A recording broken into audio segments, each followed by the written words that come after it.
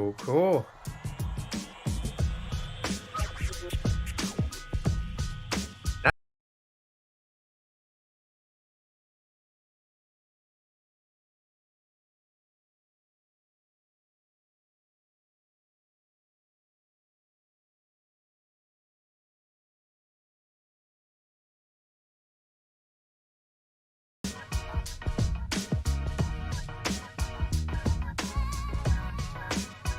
Let me switch off everything going.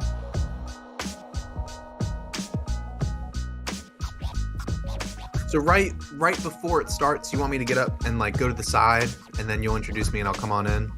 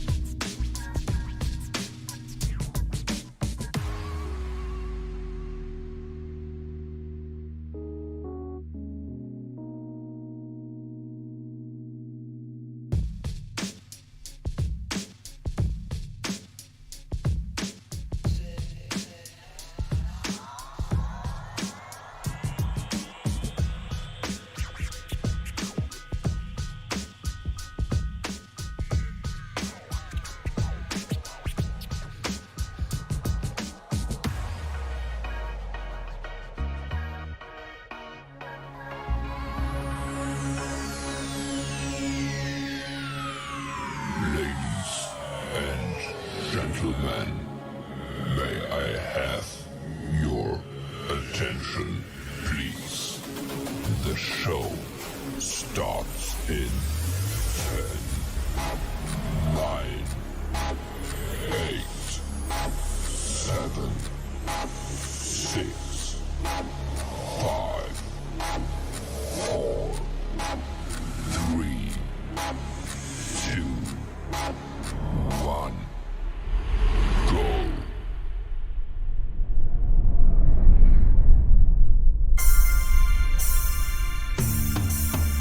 Live from Columbus, Ohio, it's Motown Downtown!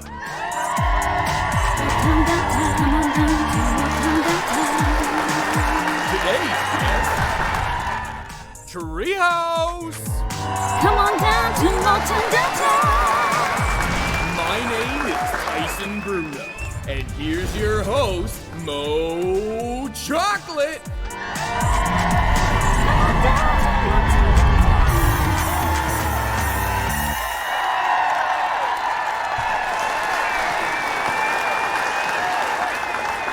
What is up, boys and girls? Hello once again from your host, Mo Chocolate, and welcome to Season 2 of the one and only Motown Downtown, where we are here to make sure that you have a wonderful time and the greatest time. Thank you very much. That's right, boys and girls, this is the world debut of Season 2. Right now, you are looking at the set for Season 2. Right here all around me. So, since this is Season 2, I think it's time we get an upgrade. Wouldn't you agree? Yeah? Alright. So, boys and girls of the internet, say hello to our brand new set, courtesy of Alex. In 3, 2, 1...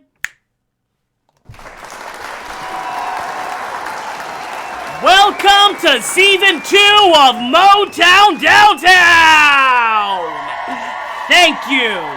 Thank you all so very much. So, as a introduction to Season 2, we need a guest, right? That's why you guys are all here, right? We need a guest. And we have a special guest for you right here, boys and girls. Drum roll, please! Ladies and gentlemen, we have a very special guest tonight. Someone that I knew could live up to the hype as the very first guest for Season 2. A fellow fan of Kingdom Hearts and the dummy thick Pikachu always by his side. And he will lay the smackdown on you with Sora and Super Smash Bros. Ultimate. Ladies and gentlemen of the internet, put your hands together for the one, the only Treehouse!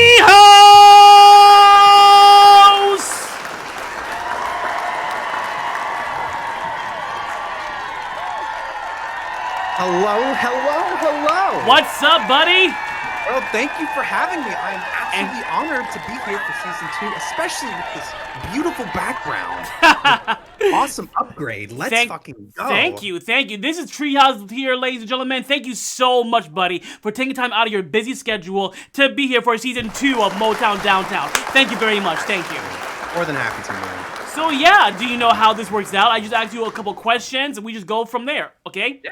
Let's do it. So the first question is, how did you get into video games? Oh my gosh. It's crazy because I don't know.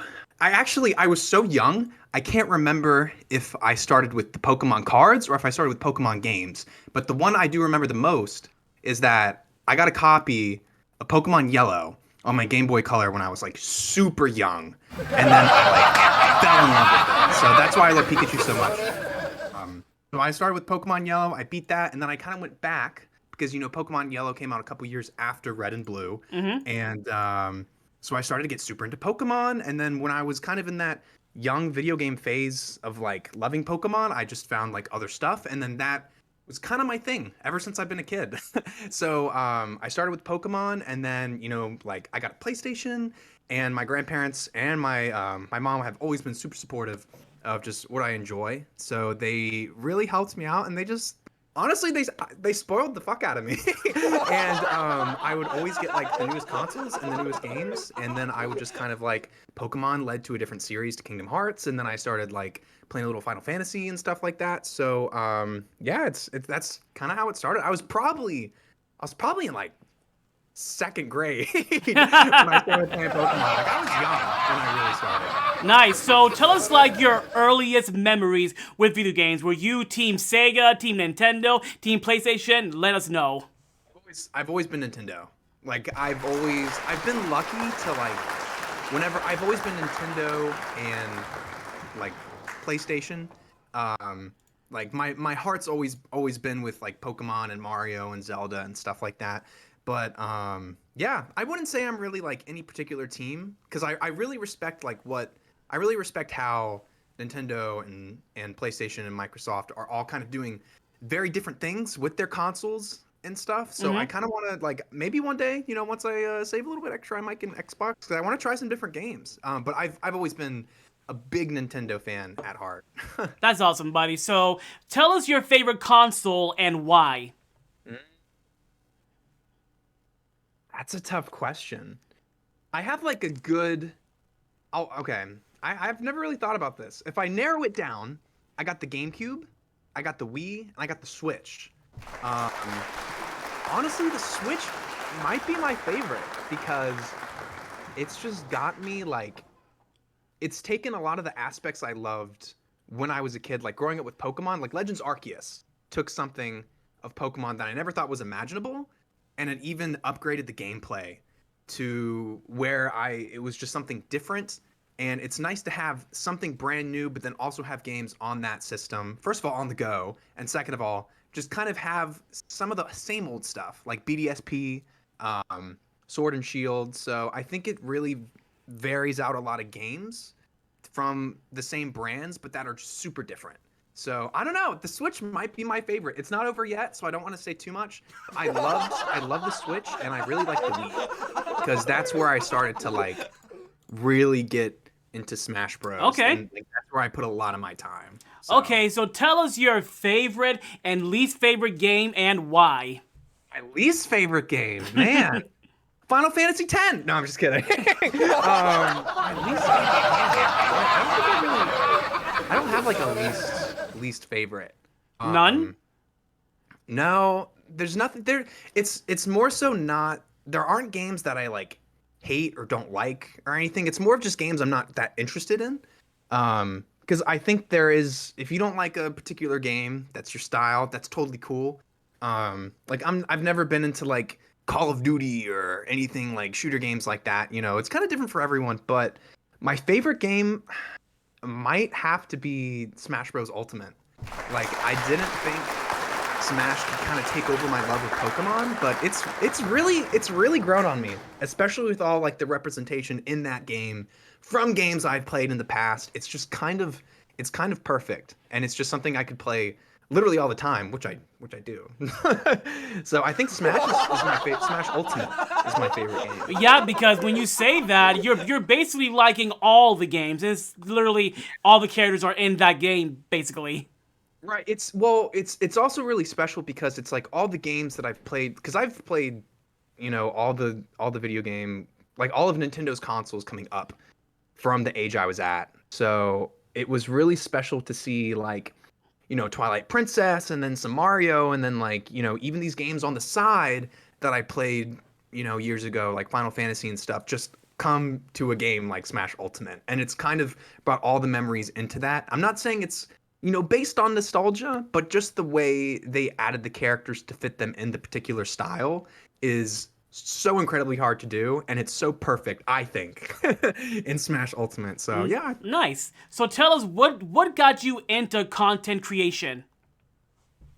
Actually, that's a really good question because so I had my year anniversary stream just last week, and right when 2020 happened, I went back to my home state, and one of my best friends came over, and I've been his friend since 5th grade, and he's been very supportive of the channel. And I was just playing Smash one day, and he looked at me, and I was so close to beating this guy, and then I finally turned it around and I won the match in Smash, and I was like, "Let's fucking go!" And my friend was like, "I know nothing about Smash, but I can tell what you're doing is really cool and it's really entertaining. Have you tried streaming?" And I was like, "No, I haven't." And then, fucking like 6 months pass, and then, when you go online for Smash Bros, you can kind of make these arenas. And when you name the arena, a lot of people put the Twitch URL at the top. And, I didn't even know what Twitch was like 2 years ago. And like I heard of it, but I found one channel and like, I clicked it in online, and it was one of my friends, Mike. Big shout out to Super Smash Bros. WWE fan. And I remember his whole theme is like come and win and like be toxic but friendly, you know. And I remember I ran that arena, and I was teabagging and I was like dash dancing and stuff like that. And him and I just really clicked, and he really helped me. He was like, "You're gonna need a capture card. You're gonna need this. You're gonna need that," because he really inspired me to stream. So once I did it, you know, like he's been helping me since day one, and just so many people who have been supportive, I just owe everything to. So that really pushed me into do it, because I was playing it all the time. So I was like, I might as well just, you know, stream it and see what happens. So Nice. That's nice, because I'm glad you brought that up, because my next question was, what's the story behind your username? But is that why? So when people come see you stream, they see your name on the Twitch chat, and they're like, oh, let's go there, and that's where they find you. Yeah, well, yeah, that's one way. That's one way how people find me. That's how I found, you know, my friend from earlier. But my name, Treehouse, I get asked this a lot. So if you know Nintendo pretty well, they have that Nintendo Treehouse event, Yes. right? Which I didn't know when I picked my name. So basically, I started like playing seriously probably 5 years ago in the Wii U era. So Super Smash Bros. Super Smash Bros. For Wii U and 3DS. So I was playing. I must have been like an undergrad. I was like a freshman in undergrad, and there's some guy across the hall from me that would always come over and play when I was in college. And he would always be like super baked or like on some type of drug. Like I didn't do any of that, but he would always come over and he's like, yo, you want to play some games? And when you select your character, there's a little name randomizer at the bottom. And he was like, yo, so what's your name? And I was like, Lewis. And he's like, no. And so I hit the name randomizer, and Treehouse came up, and I like clicked it again, and he was like, whoa, Treehouse. That's kind of a sick name, bro. And I was like, yeah, Treehouse is kind of sick. And then he was like, what if you mix the letters around, and Heatrouse would be a really good name? And then I was like, yeah. And he was like, yeah, okay. So I don't know if the word Treehouse was in the randomizer because of Nintendo Treehouse, but it just popped up, and I started going to locals, and they asked me what my name was, and I was like, Treehouse. And then I put that in, so that's how I got my name. Nice. That's a pretty nice story. I like that. I'll never forget it. Some guy who was just really high just said, "Hey, bro, Treehouse," and that's Brilliant, it. yeah. I was like, yo, I don't know where he is. I wish I could meet him. Ian, if you're out there, thank you. Thank you for the Treehouse name. Thank you very much, Mr. Stoner. But yeah, the next question I want to ask you is, what is the one game of your Twitch streaming career, the one game that gave you the best streaming experience, and the one game that gave you the worst streaming experience? Go. Okay, I'll start with the best. Definitely, I'm gonna, you know, I talk about Smash a lot, but that's what I do. That's you know, that's my thing. So I think Smash definitely is giving me the best experience, just because I never really stream games that are just solo, like that are just one player. I've always played games that are kind of with people, and that's kind of what I like to do, because I like for people to come into the chat and like play with me and stuff like that. So I think Smash has been the best because it's had me meet the most people, and it's also brought the most hype and anger. No, but it's been really cool. So probably Smash has been the best experience, because like everyone loves Smash. Yes, we do. We love smashing. Love Smash. Do. I think but yeah, so the worst game that I've ever streamed. I need to finish Earthbound, but there was something about, just for me personally, like if you're into retro games, that's totally cool. Do your thing. But I was like, you know, I might stream Earthbound because I used to main Ness in Smash, and I've never played the Mother series. So I played that for a bit, and it was really cool, and there was some crazy fucking stuff that would happen in that game, but it felt kind of lonely. Like, I think I kind of figured out that I'm just someone who likes to play games with other people on stream. Right, you know, like I'll play Legends. Like I've been trying to do some evening streams because I stream for a long time in the morning to the afternoon, early evening, and it's nice just to play like solo games here and there, and I can talk to chat, but there's just something about like someone kicking my ass and me kicking their ass in a multiplayer game like Smash or Pokemon Unite. Or I need to get Mario Kart. I don't have Mario Kart. I've been waiting 8 years to get a fucking new Mario Kart game, but it's never going away. Mario Kart 8's here forever. Hey, I'm actually very happy with the DLC they announced. That's a whole different question, Yeah. but so far, Nintendo, thank you. That is Yeah, they're genius.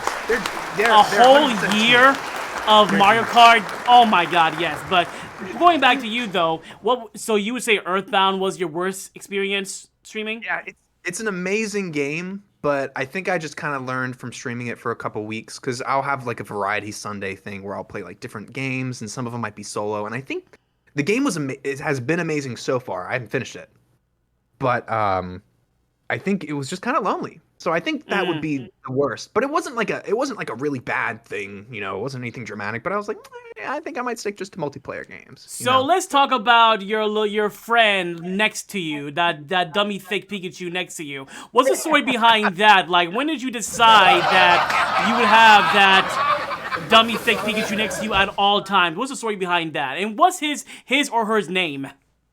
Yeah. So this is Big Pika. Hi, Big Pika. He pays, he lets me live here for free. He pays the rent. He does the bills. I'm not trying to self-promote too much, but I did just make a channel, Big Pika _TTV. He does some lo-fi streams where he just hangs out and you can talk to him and stuff like that. But, yeah, I remember, I think it was maybe like 2 months after, I think it was like 2 months after I started streaming. And I always check the Pokemon website because this past year was the 25th anniversary. Amen.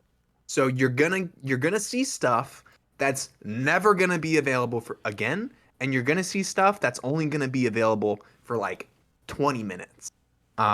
So I've been eyeing this Pikachu because I really like the old school Fake Pikachu. thick Pikachu. Because I've just always I grew up with that that art Gen style. 1, yeah. Like that. Yeah, the Gen 1 stuff. So yeah, I saw it and it completely sold out. And then I got a notification on my phone from Twitter, and it was like it's available. And I went to the website and I was like, the Pokemon Company made an official fat Pikachu plush. This opportunity will never come again. Never. In my life. Never. And it's funny because they had a first wave where they sold out in like a week. And then the second, and I was looking on eBay and people were selling it for like $800. My God. Yeah. And then the second wave popped up and I was like, I'm gonna have to get it because if I don't, I'm gonna one, regret it. And two, I'm gonna end up wasting money because I'm gonna be paying extra for it because I know I need it. So I got him. And I remember I showed my cousin and I was like, yo, look at this Pikachu I ordered. And he was like, you're a fucking idiot. But now it's been such a cool thing because before I started streaming, I actually have an Instagram where I post all my collectibles and stuff. So I really got him as a collectible, but then I started to have it, I opened him up, I put him right by me for the streams ever since kind of day one. And it's pretty entertaining and he's fucking huge. So that's kind of the story. That's kind of the story behind him. And I've always loved just Pokemon figures and collectibles and stuff like that too. And I don't have too many plushes. I'm more of I like figures and stuff. I don't mess with the cards because they're so expensive and just get kind of sketchy. But with figures, you can get a cool bootleg figure and it looks better than the original. So yeah, so that's kind of the story behind him. He shipped here, and it was like a giant box that said the Pokemon Company. It had Pikachu on a Charizard flying on the top of it. Do you still have the box? I don't have the box. Oh, anymore, bro. unfortunately. It was in giant letters. It said the Pokemon Company, and then above it in bigger letters it said "Made in Vietnam." Okay. Yeah. So I remember it. I came home one day, and there was just this giant box in front of my door because the box was twice the size as him. So yeah, that's kind of the story behind him. Best investment ever, and yeah, I've been having him just kind of chill by me. Nice. It's it's not a treehouse stream unless you see thick Pikachu next to you. Just saying. Something's wrong if I don't have Big Pika by me in the future. let me know. Gotcha. Tell me to get my shit together. So let's move over to Smash Bros. Now. What would you say is your favorite and least favorite Smash Bros. Character and why? My favorite, of course, is Sora. I've been wanting Sora in Smash like since I realized third-party characters could get it. I guess it'll kind of like go back to me discovering Kingdom Hearts, but yeah, I mean, I grew up a lot on just like Pokemon, Kingdom Hearts, and Smash, and like I've been even the days of like when they had the big reveals, like the first big kind of trailers they would do was for the very first Brawl. I think it was an E3. They'd have like Wario and Zero Suit, but then like Snake and Sonic got their own solo videos for the reveals, and people don't know like that used to not be a thing not Yeah. long ago. Um, so even in the days for the Wii U games, when they would even like showcase like who's this character and it was Captain Falcon, I would be there in like 2013, like crossing my fingers like Sora, Sora, Sora, Sora, Sora.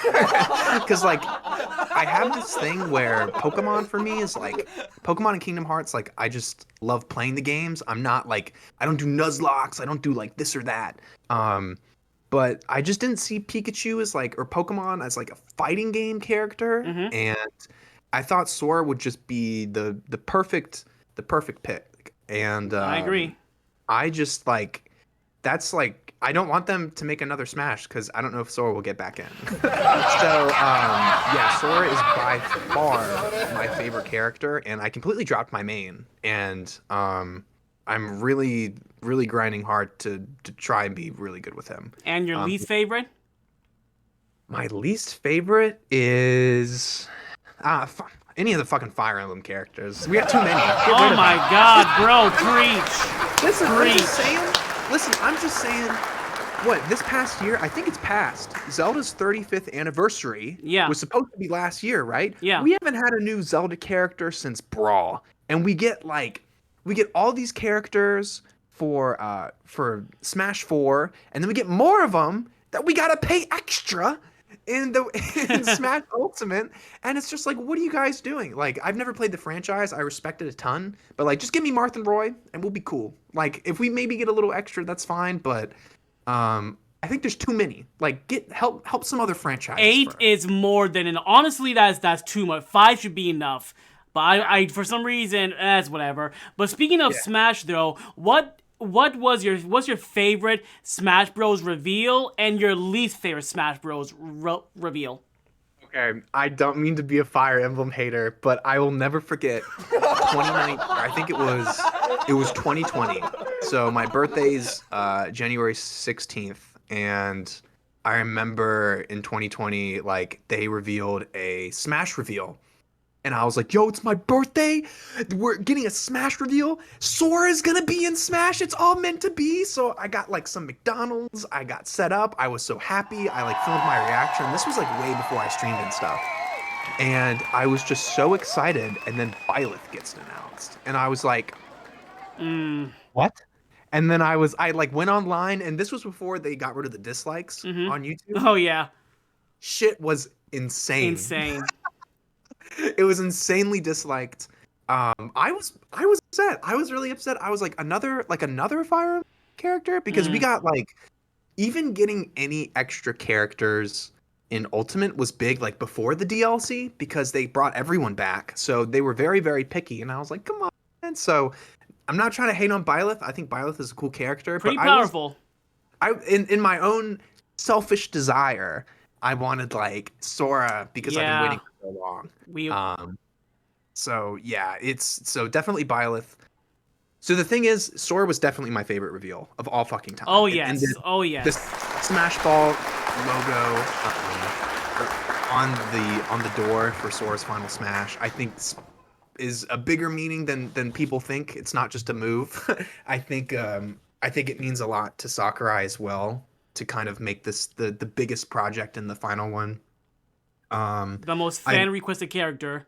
Yeah, the most fan-requested character. And it's really funny, if you go back to the very last presentation of Smash 4, they said Bayonetta was the most requested character. But what you don't see is that in the very bottom right, it said of realistic choices, which is funny because it's like Sora was the most requested, and like I had a feeling like I thought it was kind of odd to me we didn't get anything Kingdom Hearts related, and I just no one knew anything, but he's definitely my favorite reveal. I will say, even though he's my favorite reveal, I think Sephiroth had like maybe one of the coolest reveals.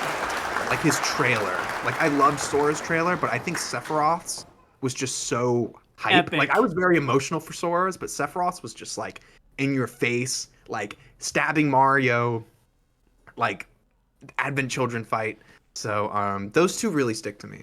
Gotcha. So for now, going back to Sora though, let's talk about that moment, shall we? When Sora was finally announced for the Smash Bros. What did you ever think?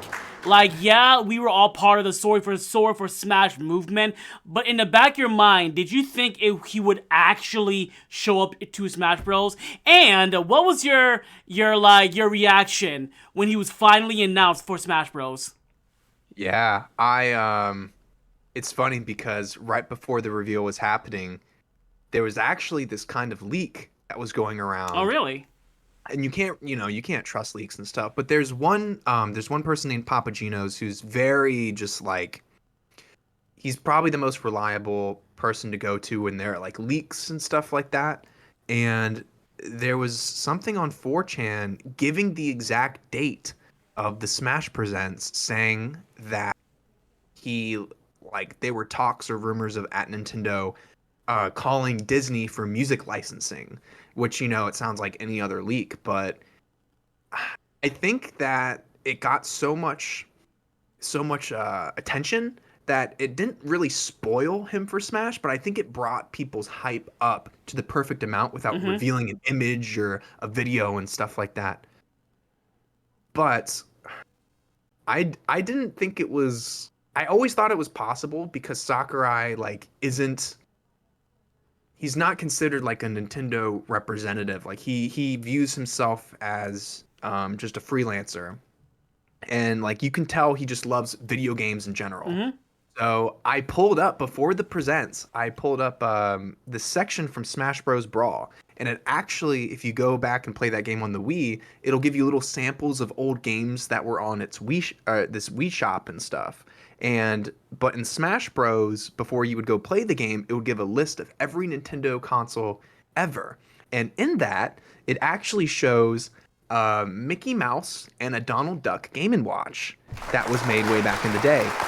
And then I started thinking, like Chain of Memories, like I remember playing that on my GBA, and then Dream Drop Distance. And then we also got like a special edition console that was in Japan. Yep. For that 3DS. And there was another one. It was, they made a Nintendo Switch Disney edition where the little home button was like a Minnie Mouse.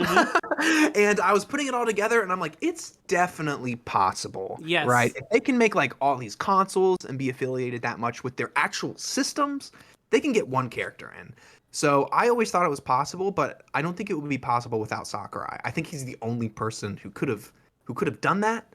And I had a little bit of hope. So I was logically looking at it through that way. But then I was like, oh, fuck, I don't think he's going to get in. I don't know. I'm really scared. A lot of people think that after Sephiroth got in, that they're like, yeah, Sora's not getting in. That's honestly what I thought at first also.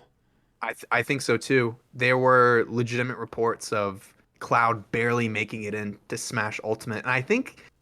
I've no one knows any of that. But at the same time, back when he got in on Smash 4, he only got 2 soundtracks and that was it, and a victory theme, which was new at the time. But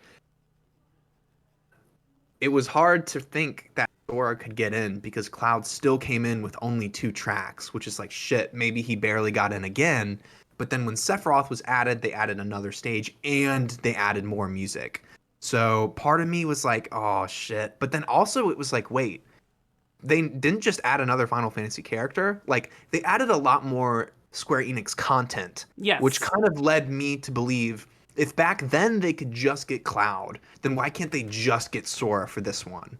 So I know we didn't get a whole lot of tracks in Ultimate for Sora. I don't give a fuck because I'm just so happy he made it in. Amen. Amen. Who got in? Yeah. So yeah, I had some faith, and when I saw the Mickey Mouse logo, I absolutely lost my mind. We all That was did. literally like the most magical day of my It life. was the Kingdom Hearts dust that gave it out for Yeah, me. Now, and you it was. guys were there for that. When I saw the dust, I'm like, right there, that's Kingdom Hearts dust. It's Sora. I It's think I Sora. saw Ah, that. Yeah, it makes sense too.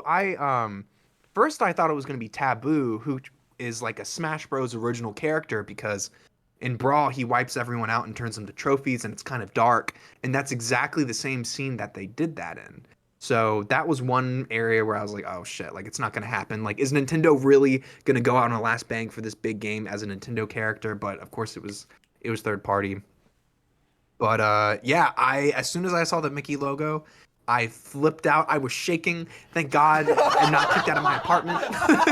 And I still have that magical feeling of him getting in this game, and it's just something I don't think will ever happen again. ever, ever. Ever. That is without a doubt not only the best moment in gaming for me, one of the best moments of my life for real. Right. Just seeing, because I legit did not see that coming at all. I thought maybe Master Chief or maybe even Right. Crash Bandicoot. Because I'm like, I don't think, because even though we are always saying Sword for Smash, when everyone keeps saying he's not getting in, you kind of start believing it, you know? So when Sora came out, I legit did not see that coming. And what's funny to me is that nobody actually died in the trailer. Sora actually saved everybody, right? Right, Right? exactly. If anything, they came back alive Yeah. because of him.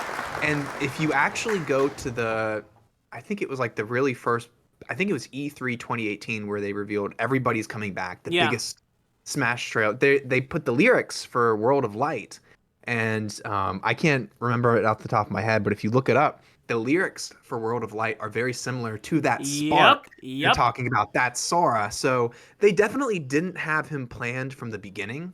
But I will say that it just fits so well, and I love that when Sakurai was telling us about him, you could just see the magic in his eyes too. Like he was so excited. And it's just like all of us. Like he's a big developer, but he also just games hard like everyone in the community. God So, bless you, Papa Sakurai. So my next Dude, question God for you, Treehouse, is what character, if you were giving the magical wish of putting one gaming character into Smash Bros, who would it be and why? honestly, like it would be Sora. Like I Really? when Nobody when else. Nobody else. No one else. I Okay. don't care about anyone else. If Sora got revealed at the very start of the DLC, I would say, I hope whoever you want in gets in, and that's it. Like I'm cool. Listen, I was telling my friend this. I was like, I'm not trying to be that guy, but like you got your Persona character, you got Steve, you got Banjo, like homie, it's kind of my turn. Like I need him in this game. So if they do end up making a new Smash, I don't know. I would want him to come back. I don't want them to because I think it was almost impossible to get him in the first place. But yeah, I'm cool if they added like Master Chief, or if they added like a God of War character, I'd be like, okay, cool. Sora's still here. That's fine with me. Yeah, So, yeah, that is a character, Kratos. Kratos is the Yeah. last character I want for Smash, but I don't think Really? Nintendo and Sony are actually on good terms, so never mind on that. But what are your thoughts on the Smash Bros. Clones, like PlayStation All-Stars and Nickelodeon All-Stars? Like, do you think if PlayStation had another go at it, it would actually be good? And your thoughts on Nickelodeon All-Stars? I think every game has a potential because you have to remember Smash isn't a fighting game. Like it is, but at the same time, like when I was playing with one of my friends and he was like, "Wow, I didn't dodge this. That's like why didn't that work? That works in every fighting game." And I'm like, "Homie, it's not. It's kind of a party game. Like it's not, but it is a fighting game. It's really weird. There's kind of this It's a platform fighting game, basically. Yeah, it is. It's just not the really nice thing I like about Smash is that it's not 100% geared towards as a fighting game, right? So I think you can actually see like a lot of like you can just really tell a lot about. This sounds really silly, but if you've been playing Smash for a while, you can kind of tell a lot about a person when they play Smash. It's like, do they just go up and approach, and are they aggressive, or do they kind of back off and they're defensive? So I think Smash is a thing that's like very special. Like anyone can do anything in it, and like it's more easily approachable. But if you get a game like PlayStation All Stars or Nickelodeon All Stars Brawl that came out recently, I mean the hype for that was huge.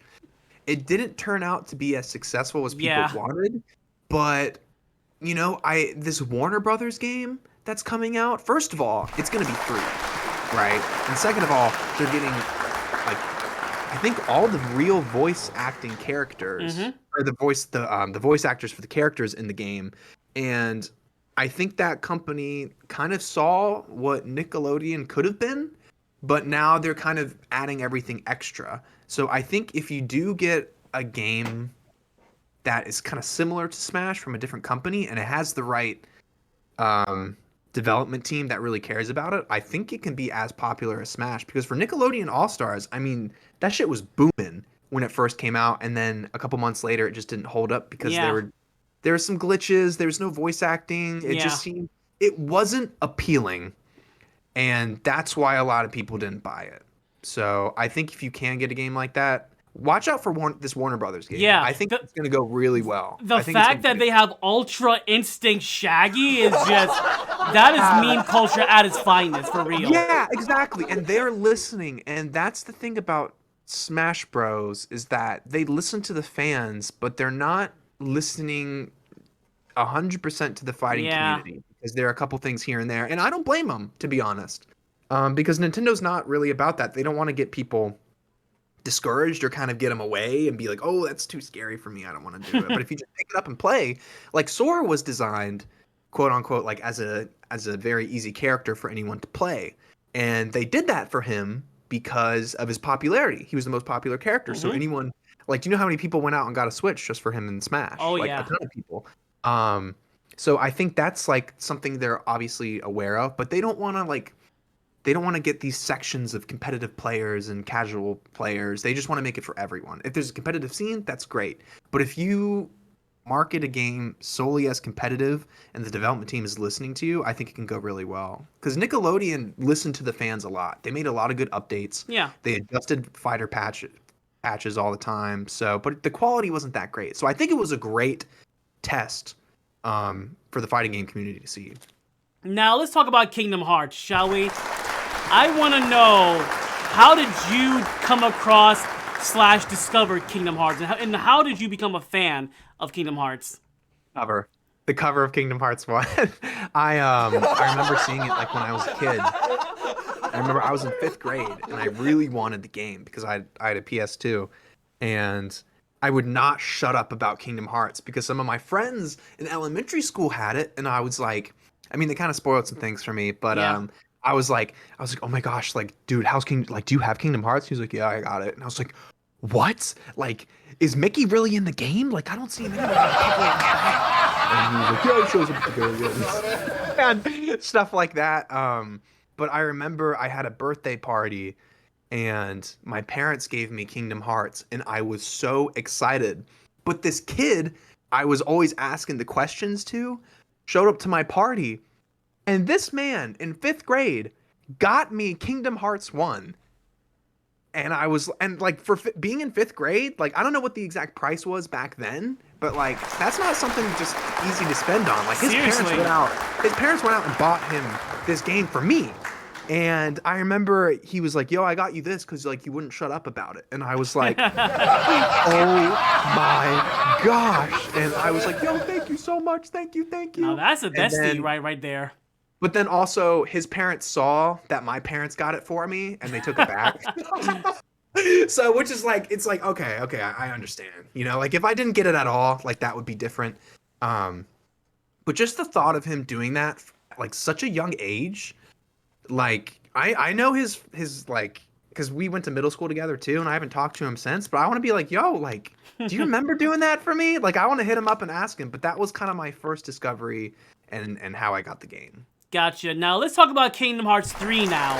I want to talk about when you played Kingdom Hearts, did you love it or did you not like it as much? And your thoughts on Kingdom Hearts 3 after the Remind DLC? Like, do you think, because a lot of people did not like Vanilla 3, but after the Remind DLC, they all loved it. But where did you stand on Kingdom Hearts 3?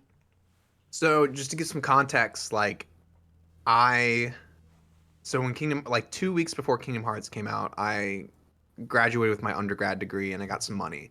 So a couple days before the game came out, I bought a PS4 Slim because I didn't have a PS4. And then, I downloaded Kingdom Hearts 3 as soon as it released, and I beat it in 3 days, and then I sold my PS4. Wow. So I never got a chance to play the Remind DLC. I've seen all the cutscenes. I actually just recently got Kingdom Hearts 3 on my PC, and man, it's honestly a different experience because it's buttery smooth. It is. And I will say I loved Kingdom Hearts 3. I had a really good time. I remember like downloading it, opening it up, and just hearing like Dearly Beloved just like really hit me. Like I had a good couple minutes by myself, just like having it sink in. And yeah, I had a great time. I need to play the Remind, but even without the Remind, like I still had a good time. I know people were disappointed in a couple things. Like I wanted the Sephiroth and Cloud fight like really, really bad. I like looked online after I beat it and I was like, did I fuck something up? Did I miss it? But like I think hopefully that we might get that in the future. I'm not sure. But I had a great time playing Kingdom Hearts 3. I really enjoyed it. So do you have any least and favorite Kingdom Hearts characters? I mean, for a while, I thought Roxas was my favorite, but I think just kind of looking at like having a character as Sora grow up, and you've also been growing up the past several years, like it really hits you. Like I had there's some picture of like, not like a picture from the video game, but it was actual drawing of like Winnie the Pooh and Kingdom Hearts KH3 Sora. And then I saw another one was like Kingdom Hearts 1 Sora and Winnie the Pooh. And I was like, damn, dude, like I'm just so lucky I grew up with this franchise. And it kind of like, I don't know, I kind of grew up with it. And I feel like that's a very special bond between like me and Sora as the character. Nice. So that's something that's very special to my heart. So I would have to say with Sora, but I really love Roxas too. Axel is my favorite. Axel and Aqua, love her to death. We need yeah, fanboy moment. But now, what do you think about the hate that Kingdom Hearts 3 gets? It seems like a very hot topic. If someone says, I love Kingdom Hearts 3, then the whole war happens in the comment section. Why do you think that is? I don't know. I don't think people look at game development as much as they should, because you got to think about it. I mean, what they went through, not development hell, but I mean it was really tricky because they were going back and forth from engines, right?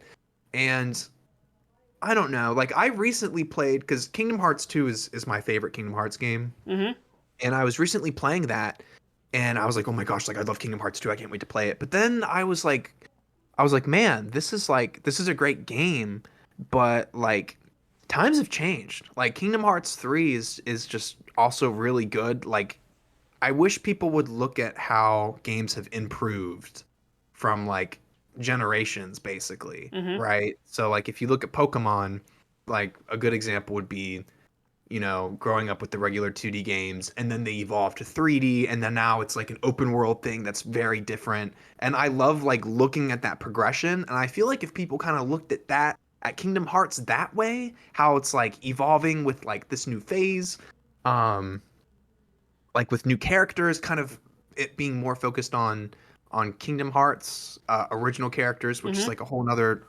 topic.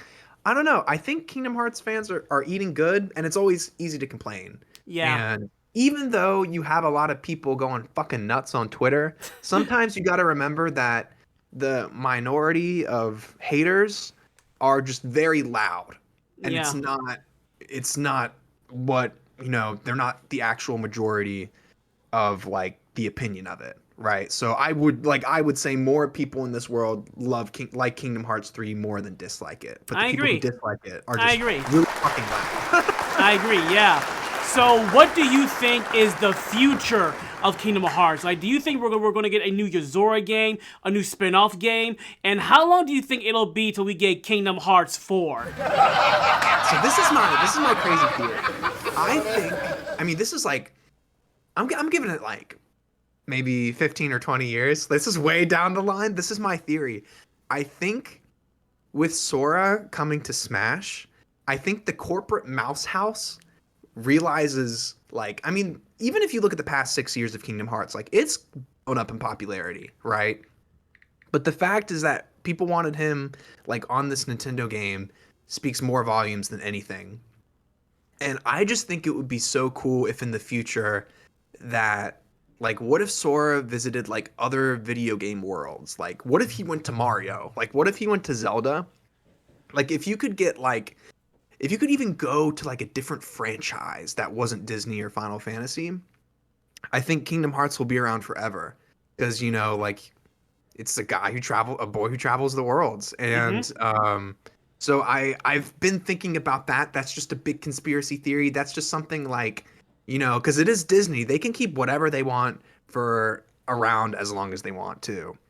So that's my big conspiracy thing. But I think right now we'll definitely get the Kingdom Hearts 4 title for the anniversary event. Really? I think so. I mean, I think we'll get like side game announced, but maybe like a trailer for the next big number title. I don't know if it's gonna be a Zora game or not. I'm not trying to like give myself these big expectations, and you have to take these leaks with a grain of salt. But the Nvidia leak seems pretty interesting to me. You know, especially when, was it Activision? They said something about a Rayman game, and they were like, take it down right now, blah, blah, Yeah. blah. And I was like, oh, shit. Like, uh-oh. So maybe they're true, you know? So, but they could just be naming it that. I would like a big title because I'm also thinking it's going to happen because it's been a long time since Kingdom Hearts 3. And like even just the other day, I didn't think Gen 9 was going to be possible for Pokemon, but they just let us have it, and they had their big 25th anniversary event. So, you know, if Kingdom Hearts is really going to go all out for this, then I think they would definitely give us like a big name title. But I don't know. If we don't get it, that's cool with me. If we get like a side game, I think we're definitely getting a game announced, for sure. Nice. Like there's no. Nice. So now on the topic of Kingdom Hearts, let's talk about the K20 event, shall we? I believe you're going to K20, right? I don't know if Kingdom Hearts guys is still here or not, but yes, K20 is this month. Yes, Yeah. indeed. It is March 25th through the 27th. If you guys are interested, go to kh20.com, and you can get all your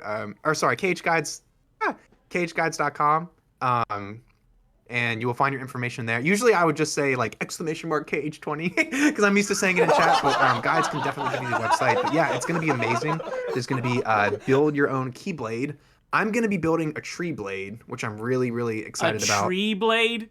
Tree blade, yes. I want a tree blade. I like that. Right here.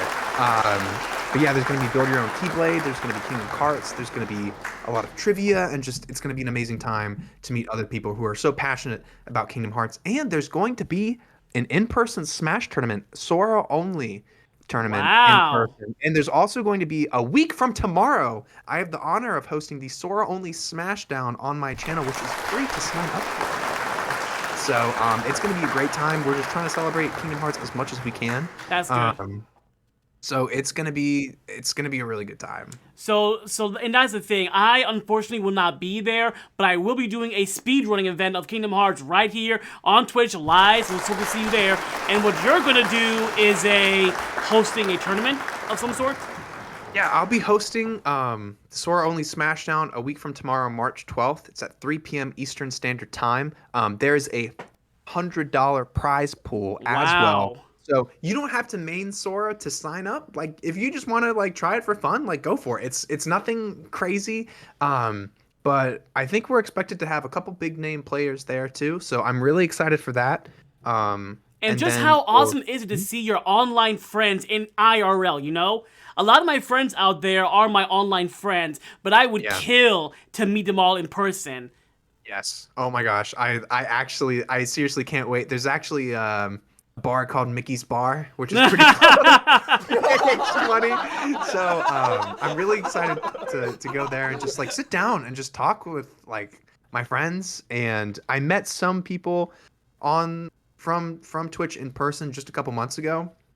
It was an amazing experience. So I'm just really happy to meet more people in person. And it's like people say like, "Oh, you're online friends." I'm like, "Homie, no, they're just like my really good friends." You know, I've just met some amazing people through Twitch, and it's like, it's a very special time. I know people think, you know, there's crazy stuff happening, but I'm just embracing Twitch, and it's been amazing. So yeah, I'm very excited to meet a lot of people. So now let's go over to Pokemon now, shall we? Let's talk about the recent Pokemon games that came out. What do you think of Legends Arceus? And what do you think about the recent announced Pokemon Scarlet?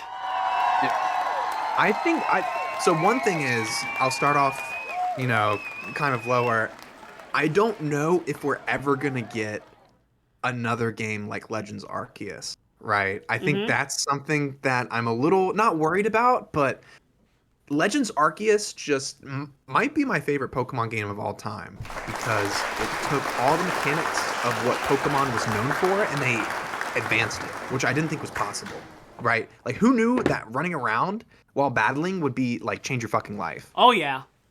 That's a huge thing for me. But when the game talks about false gods, maybe dying, don't get killed, you got to stand up for yourself, you know, like basically like, you know, God and the Devil, Arceus and Giratina and stuff. I just think it was a big 25th celebration thing they were doing. I think maybe, I don't know if we're going to have the same exact mechanics as Arceus, but I would love to see that kind of gameplay go towards this gen. So if they did something like that for this newest generation, I would love it. But I think Legends Arceus in itself, I think it's going to be like a rare Pokemon Coliseum type of game where they really went out there, put a lot of love into it, and they may not do it again. But with Gen 9, it made sense for them to announce it, right? Because we had Sword and Shield almost 3 years ago. And then, I don't know if you remember this, but the Pokemon Company made this huge advertisement for this big announcement, and people were like, "Oh, Diamond and Pearl, Diamond and Pearl, Diamond and Pearl," because people have been asking that forever. Oh yeah. And instead, we got Pokemon Unite. And it's really funny how things turned out because people were pissed, and now they love that game. So it makes sense to have, you know, Sword and Shield, and then Diamond and Pearl once with the original remake, BDSP, and then Legends Arceus, and then a new mainline game. And the Pokemon Company, I think, is one of the best companies in the world because they always keep throwing stuff out, and it's just that popular. So I'm not surprised we got a new remake, but I'm super excited. The engine looks like the Legends Arceus engine, and the graphics look better. Yeah. And they're only going to get better because even if you guys remember Legends Arceus, it was like, oh my gosh, look at the frame drops. But now it's really smooth, and I think it's only going to get better in the future. So I'm excited for Pokemon. Like, I think we had a big Pokemon boom in 2020. Yeah, we did. Like, yeah, we definitely had a big boom of that, and I think that's gotten a lot of people into the franchise. And people are, I think, since they've been at home, they're just kind of trying to find things that they really enjoy, and I think Pokemon knew that. So I'm really excited for that generation. I want Donald Duck as my starter. 100%. I can't believe they did that. I just see Sora, Donald, and Goofy for the starters. For That's real, all I yeah. see. Yeah, that's all I see. But I want Quaxley. I'm going with the That's his Fire name. Croc. That would be my second. I love that design. I hope we get some kind of new starting type. Like, I really want him to be a fire dragon Pokemon. And we've never had that before. And that kind of makes sense because one, if you look at the Pokedex entry they put online, he's the heaviest, right? He's kind of got that dragon look. So I hope they kind of do these different forms. I want a new evolution because we haven't had one since X and Y, and I would kill for that. So I think the future of Pokemon is really bright. I think they may find a type of gameplay in the middle because BDSP was like very faithful to the remakes. That original Pokemon game you could play from like 10 years ago. Yeah. And then you have something all the way on the other side, which is Legends Arceus. So I don't think the next gen will be as edgy as Legends Arceus, but I hope they kind of go with the traditional route and have the open world type thing. If you look at the YouTube description of the Gen 9 trailer, it does say open world in the description, and it did not say that for Legends Arceus, I believe. So please quote me if I'm wrong, but either way, I think they're going to keep to this open world aspect because like they're realizing kids are smart. Kids beat Breath of the Wild. Like if you have a kid beat Breath of the Wild and speedrun it and do every collectible and every fight and every DLC, you know, like I want that to be my kid one day. So Proud yeah, father. Now, Yeah. do you think with Gen 9, do you think it's high time they added a new type to the game? Like, in my opinion, what if they added rubber or concrete or wood or glass, you know? Just I think it's high time we got a brand new type. Just to spice things up, you know? Yeah, I think if we did have a new type, I think that would be really cool. I'm definitely more interested in them mixing more types, right? Like I think for starters, if we got like a fire dragon starter, that would be cool. Or if we got like, you know, polar opposites, like if we got a fire and water, like I think it was Volcanion is the only Pokemon ever, and he's like a pseudo legendary who is fire and water. Like I think that's really cool. Like I want that to happen. So if we did get a new type, that would be cool. I'm more interested in them mixing the types. But you never know. They could pull something out of their sleeve. The last new type we got was Fairy. Yep. So it's been a hot minute. Let me flip this real quick. Do you want Mega Evolutions in this game, in this next generation? Do you miss Mega Evolutions? I'm down. I actually really like Mega Evolutions, yes. My only thing is that you mentioned that there isn't any fire or dragon type. There's Mega Charizard, X, I believe. He evolves a dragon fire type. Mm-hmm. I would want them like for the very beginning starters. Like I want something like I want them to mix it up a lot. But I mean like having something like grass and fire or like I don't know, I think would be really cool. Odd, yeah. Now continuing on the Pokemon topic, out of all the Pokemon movies, what is your favorite and least favorite movie and why? To be fair, I haven't seen every single movie, but I'd have to say my favorite is Mewtwo Strikes Back, I'm gonna say it. My favorite movie is Pokemon 3. I love the Entei movie. I think that one's my fucking favorite. Like Pokemon 2000 was good. The first movie comes in second, but Pokemon the third movie is like close to my heart too.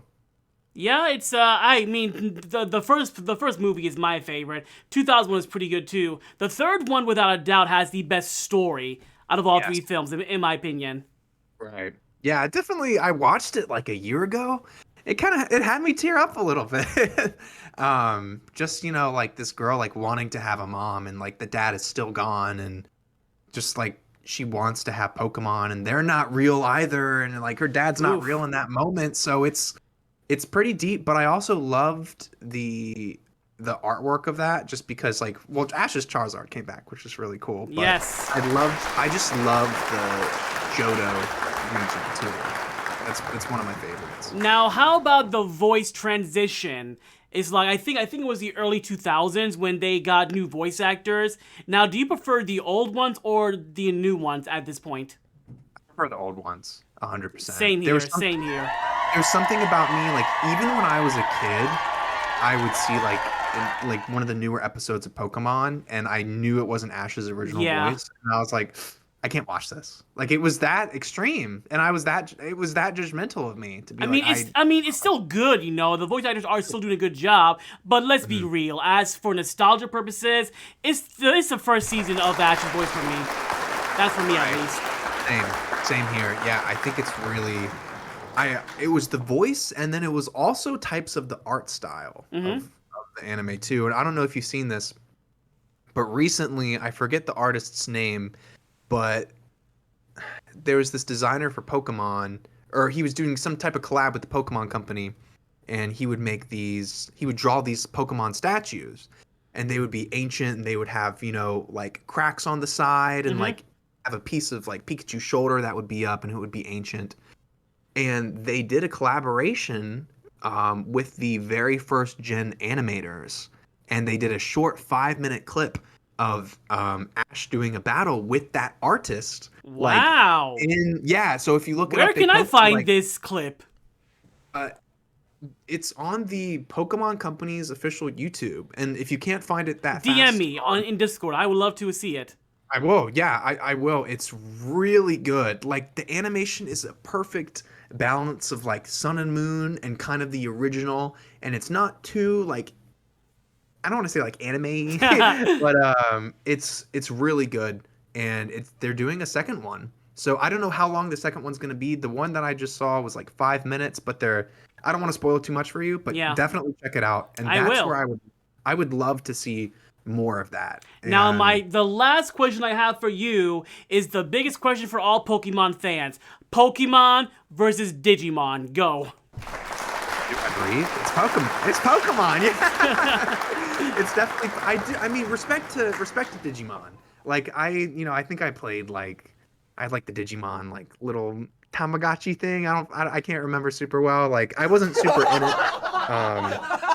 Yeah, I'd say Pokemon. Even though Digimon, to its credit, has had some new games released. Like, I think they had a Switch game that came out several months ago. So to even grow up with that franchise and still have games come out for it is really big. Like, I don't think people realize, like, I know there's that whole kind of going back to the Kingdom Hearts 3 and Kingdom Hearts 2 debate, whatever. I wish people would just kind of realize, like, how spoiled we are to have, like, a franchise we grew up with that's still popular, right? Because, like, if you look at other franchises, like even Teenage Mutant Ninja Turtles, I think, like, it's a great series and stuff, but they're not around like much at all. And we are getting like fed so well with like Kingdom Hearts and Pokemon, and even if you're a fan of Digimon and you're getting stuff, I think I'd be pretty happy. But I've always been a Pokemon person. Same here. Well, here we are now going to wrap things up with a fan favorite section of the show called Top 10 Questions on Motown Downtown. So let me ask you this, buddy. Are you familiar with Inside the Actor Studio? I'm not. No. Basically, at the end of every episode, they ask the guests 10 questions. And I'm going to ask you those 10 questions. So are you ready? I'm ready. Okay, so the first question is, what is your favorite word? My favorite word? I was actually just talking about this the other day on stream. My favorite word is tranquility. What is your least favorite word? I don't like the word hate. What makes you happy?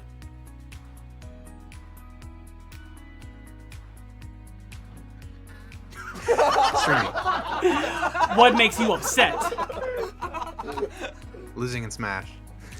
What sound or noise do you love? Do I love? What sound or noise do I love? I love people screaming when I beat them. No, I'm kidding. I like the sound of popcorn. What sound or noise do you hate? People who don't close their mouth when they eat cereal. What is your favorite curse word?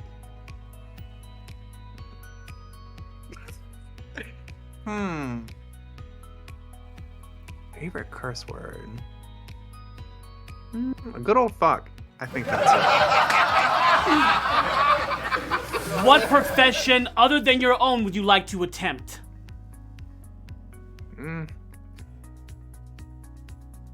Nothing really. Nothing at all? No, I think I've kind of tried everything. Okay. Not everything, but yeah, I really I'm so happy doing this. Even as a voice actor or a game designer or making stuffed Pikachu dolls? Nah, that would take the enjoyment out of it, I think. I'm more so. I just love sharing my love of games with people. All right. So, what profession other than your own would you not like to attempt? I would not want to work at a music store because I've done that before. I don't wanna do it again. If heaven exists, what would you like to hear God say when you arrive at the pearly gates? You're lucky. Ladies and more round of applause for the one and only Treehouse. Thank you again so much, buddy. And of course, Dummy Think Pikachu. One more time for Dummy Think Pikachu. Thank you so much, man. Anytime. Before we go, any closing thoughts for the audience? If y'all are not following Mo, I can't do business with you. I will say it again. So if you're not following this man, please do it. Check out his YouTube channel as well. He is just a super amazing person, and his content is phenomenal. So please check the man out, follow him, look him up on Twitter and YouTube, and check out his streams. And thank you again so much for having me and Big Pika in Motown. We don't want to leave, but thank you, man. Really appreciate it. We are gonna go raid our friend Kingdom Hearts Guides. Since he is the leader, not the leader, but he's one who orchestrated this whole K20 thing. Oh, so yeah. what do you want the raid message to be, guys?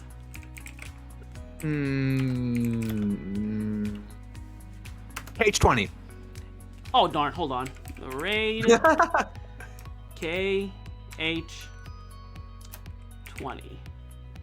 Location guides. UIDES. Will that work? Okay, what am I doing wrong here? / raid KH. Oh wait, I need to put on the whole the entire Twitch URL.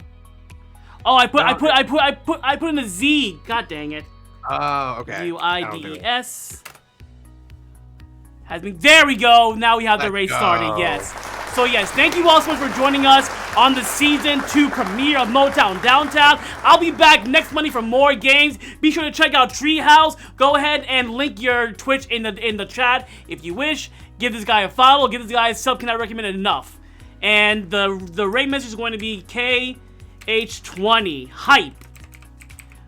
So copy and paste that in Kingdom Hearts Guides chat. Tell him Mo sent you, and tell him thank you for being awesome. And yeah, we will see you guys. Oh yeah, there's his link, Treehouse's link, and I'll see you guys Monday for more chocolate awesomeness. So also on top of that, my name is Mo, and you have been testified. So stay tuned for KingdomHeartsGuys.com coming up next. Bye bye. Whew.